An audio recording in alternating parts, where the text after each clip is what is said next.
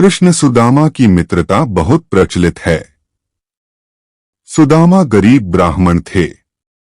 अपने बच्चों का पेट भर सके उतने भी सुदामा के पास पैसे नहीं थे।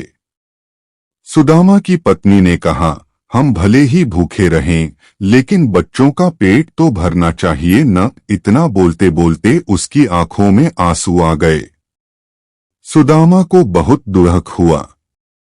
उन्होंने कहा, क्या कर सकते हैं? किसी के पास मांगने थोड़े ही जा सकते हैं। पत्नी ने सुदामा से कहा, आप कई बार कृष्ण की बात करते हो। आपकी उनके साथ बहुत मित्रता है ऐसा कहते हो। वे तो द्वारका के राजा हैं। वहां क्यों नहीं जाते? जाइए न।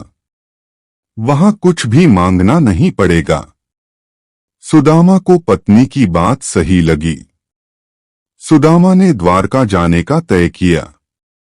पत्नी से कहा, ठीक है, मैं कृष्ण के पास जाऊंगा, लेकिन उसके बच्चों के लिए क्या लेकर जाऊं? सुदामा की पत्नी पड़ोस में से पोहे ले आई। उसे फटे हुए कपड़े में बांधकर उसकी पोटली बनाई। सुदामा उस पोटली को लेकर द्वारका जाने के लिए निकल पड़े। द्वारका देखकर सुदामा तो दंग रह गए। पूरी नगरी सोने की थी। लोग बहुत सुखी थे। सुदामा पूछते पूछते कृष्ण के महल तक पहुंचे। दरवान ने साधु जैसे लगने वाले सुदामा से पूछा, यहाँ क्या काम है? सुदामा ने जवाब दिया, मुझे कृष्ण से मिलना है। वह मेरा मित्र है। अंदर जाकर कहिए कि सुदामा आपसे मिलने आया है। दरबान को सुदामा के वस्त्र देखकर हंसी आई। उसने जाकर कृष्ण को बताया। सुदामा का नाम सुनते ही कृष्ण खड़े हो गए और सुदामा से मिलने दौड़े। सभी आश्चर्य से देख रहे थे। कहाँ राजा और कहाँ ये साधु? कृष्ण सुदामा को महल में ले गए।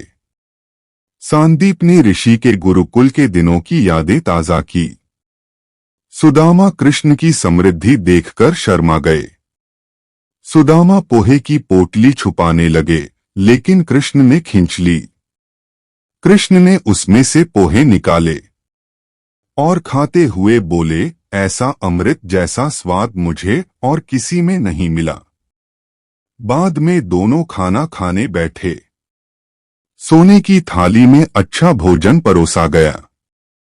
सुदामा का दिल भर आया। उन्हें याद आया कि घर पर बच्चों को पूरा पेट भर खाना भी नहीं मिलता है। सुदामा वहां 2 दिन रहे। वे कृष्ण के पास कुछ मांग नहीं सके।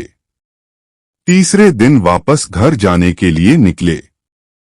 कृष्ण सुदामा के गले लगे और थोड़ी दूर तक छोड़ने गए।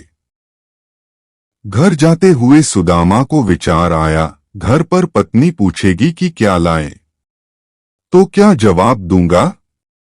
सुदामा घर पहुंचे। वहां उन्हें अपनी झोपड़ी नजर ही नहीं आई।